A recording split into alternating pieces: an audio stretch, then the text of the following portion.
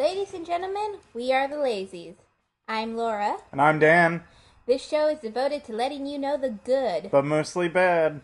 films that are under the large umbrella of horror. That's right, we'll cover slasher films, Zombie films, vampire films. and any other film that would advertise itself too frightening of you. I'm getting scared already. Yeah, I just shit my pants.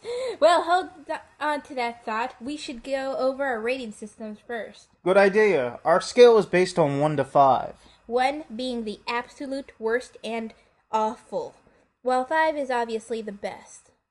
Something tells me we won't be coming across many 5s. I know, but we're gluttons for punishment, so I say bring it on. The first film is Let's Scare Jessica to Death. It was made in 1971 and directed by John D. Hancock, who I haven't ever heard of. Now, the tagline for Scare Jessica to Death is, "Something is after Jessica. Something very cold, very wet, and very dead." A horror movie or a porno?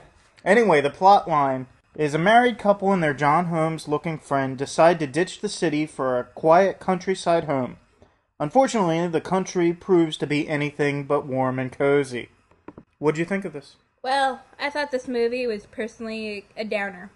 For me, it took way too damn long to get to anything good, and there was no tits in it. I agree. There was a lot of boring things going on. And some people may say, well, that's character development, but there wasn't anything developing here but boredom. Well, there's also the fact that the main character, let's face it, a bit of a dumbass. Indeed, she did a lot of stupid things. And not to mention, there's obvious 70s looking people, yes, because it was made in the 70s, but damn, they just really looked way too goofy. Like, the lead character looked kind of like Karen Carpenter. She did look like Karen Carpenter.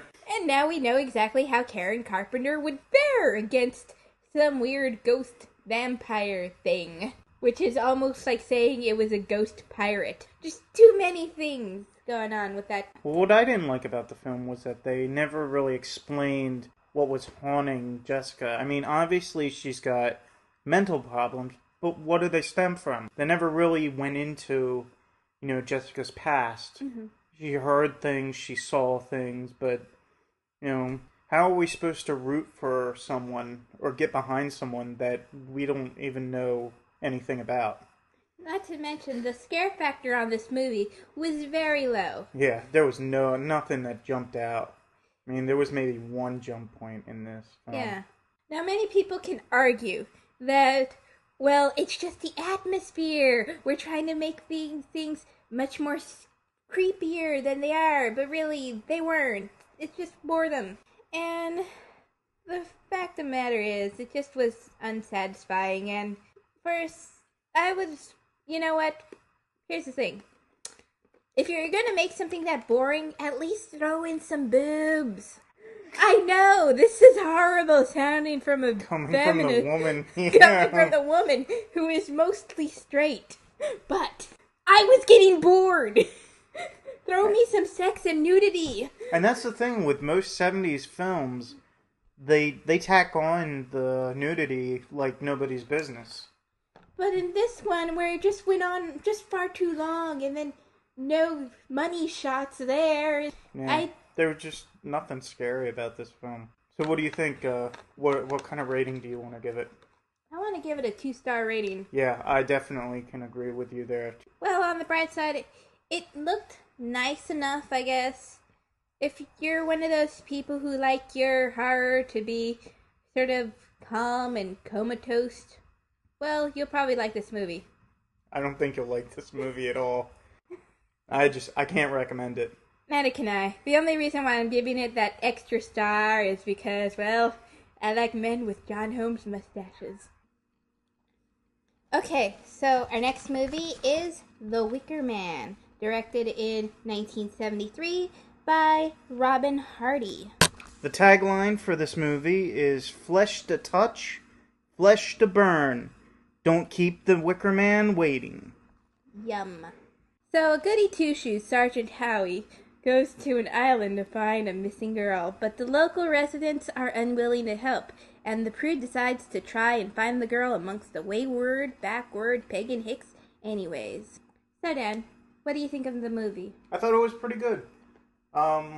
It was a lot better than the remake, but I was surprised by the amount of nudity in this film. Yeah, that is true. There is quite a bit of hedonism in this film. I actually liked the movie too. It was very stylish, creepy, a word that you'll be hearing throughout this whole review lot. Creepy definitely defines this movie. But not entirely scary. There were no jump factor. Yeah, there was no jump points at all. But it was still very good, very satisfying. I liked the ending to a point. Kind of wish there was a little bit more towards the end, I'm afraid, but still good. I liked it. The music in it, I have to comment on it too. The music starts off as being some sort of weird Cat Stevens / Folgers commercial type music, and then it ends up into this sort of cultish, weird, creepy songs played by the villagers. Yeah, I think during the progression of the movie, the music just gets even more, not scary, but it's sinister sounding. Yeah. It's sinister in that joyous way. Yeah, they take joy in what they're doing, even though what they're doing may be construed as evil or, by mainstream society. Yeah, or just fucking wrong. Yeah. Now, I have to tell you this. Christopher Lee, he's in this movie too. He's in this for a very small section of the movie. Even though he gets one of the top billings, he's only in it for a very short amount of time. But he plays a crucial role. He does play a crucial role. And with a fabulous haircut. Straight out of the 70s. Very Barry Gibb. Yes, definitely Bee Gees. He was channeling one of the Bee Gees in this film.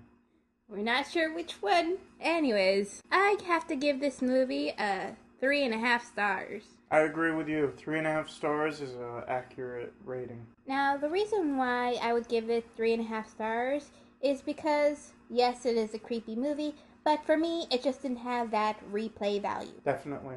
It's not something that you can watch over and over. You watch it once and... Well, it's just this movie is like, yeah, it's a once-over. You could probably see it again, like maybe 6 months afterwards, but really, you're just mostly seeing it. You're not really that excited to see it from my point of view. It's good. It's great. It's awesome. It's got a cult following. It's cool. But I couldn't grow that much attached to it to watch it over and over again like so many other great films have.